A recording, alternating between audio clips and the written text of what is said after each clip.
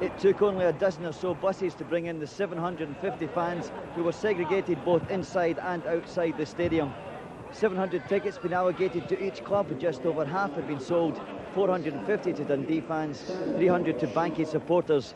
And among the crowd, some interested spectators from the SFA, including Chief Executive Jim Farry. On a bitterly cold night here in the Forthbank Stadium, they were here to ensure that the fans behaved themselves and that the only action that took place was here on the park. In goal for Clydebank, Alan Monaghan, who was the focus of some of the Dundee fans who invaded the pitch in the first match at Kilbowie.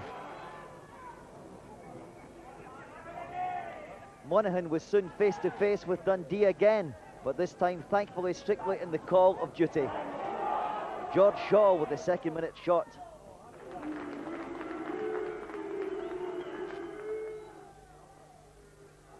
Really, that move was to prove the taster for what was to follow.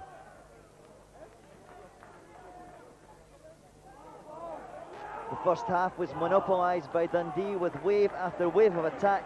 I just felt the tide had to come in Clydebank.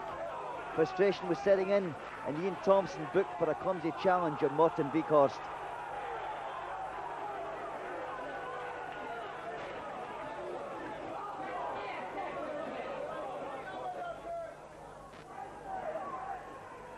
And sure enough, with less than 20 minutes gone, that tide was encroaching on Clydebank's Tennent Scottish Cup future. George Shaw with the glancing header there.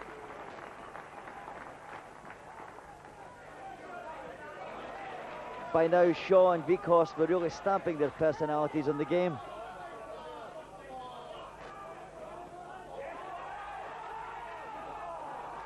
Dundee's opening goal coming up as the ball comes back to Beekhorst.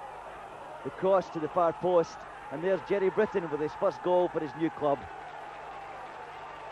The classic downward header, 1-0 Dundee.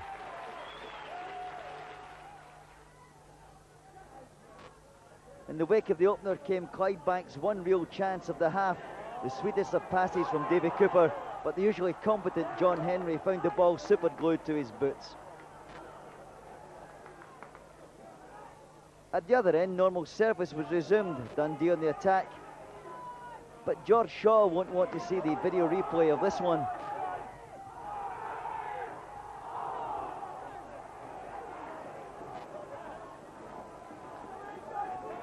Ex-certificate viewing really, but the video player might be running on this one.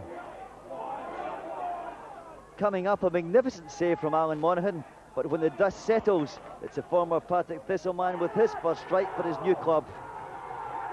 And from every striker's favourite distance of about 3 feet.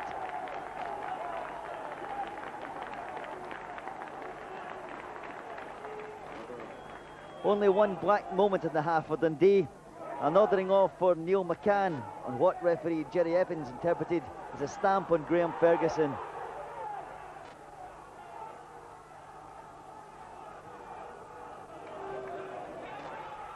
The Dundee fans didn't like it, but the Dens Park club had to battle into the second half with just 10 men. Into that second 45, and Dundee, despite being a man down, sustained their pressure. George Shaw away on the right side again. And when the cross comes in, it's another close call for the Bankies.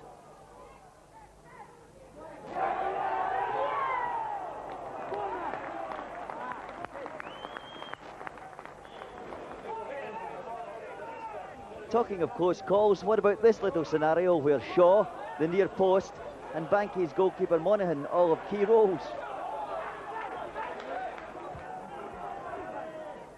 But Clydebank then did pull one back.